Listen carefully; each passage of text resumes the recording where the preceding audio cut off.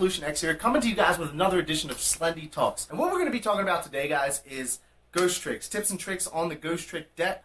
It's been developing over and over the past couple packs. It's originally starting in Shadow Specters and then kind of gaining some steam. And to be honest, I really thought the deck wasn't going to be anything but a single pack archetype. You know, I really thought that they were going to just start it there, have this little gimmicky, fun archetype that they just gave some support to then and never really gave it any further support. But what we have seen is the fact that the Ghostricks themselves have become a utility archetype. You haven't seen any real tops with pure Ghostricks. What we've seen more is the fact that people are putting Ghostricks in Spirit decks, Ghostricks in Indulge decks. They have this general engine that kind of worked like Tenki and Bear about 3 formats ago. You know, you would run Tenki to get Bear and then Bear to get Tenki, and it was just kind of a consistency adder to any deck.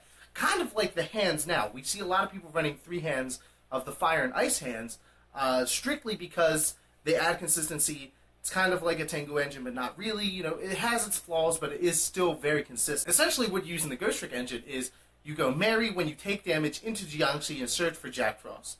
That's kind of what people have been using.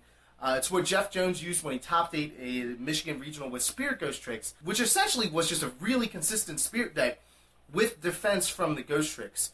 So you take the damage, you discard the Mary, you add the Jiangxi face down, you flip the Jiangxi up, search for Jack Frost, and you have that defense. So the deck itself was essentially very consistent because you also had the Spirit engine, which is also essentially a summon, search, add to pluses, to taking advantage, to creating advantage to winning the game. It was a very interesting deck in itself. Another interesting thing about them is they have their own unique mechanic. The Ghostricks themselves have their own unique mechanic of finding ways to win the game using face-down monsters.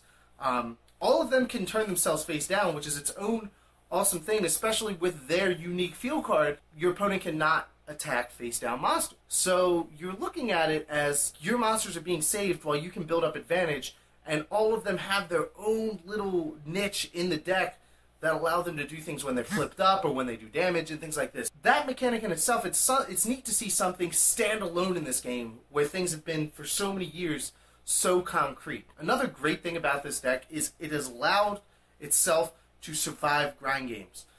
The idea of it being essentially a defensive, very passive, not aggressive deck allows it to really survive some serious grind games and come out on top of those grind games due to the fact that it has several archetype-specific hand traps, including things like Lantern and Jack Frost and Spectre, all of which kind of replace themselves and summon themselves on the field. So it allows you to get into the Exceeds or things like Mary that allow you to build advantage when you take that small amount of damage and set those Jiangxis and search for those additional Ghostricks. And then you go into your Exceeds, like Ghostrick Alucard, which is one of the main Exceeds of the deck.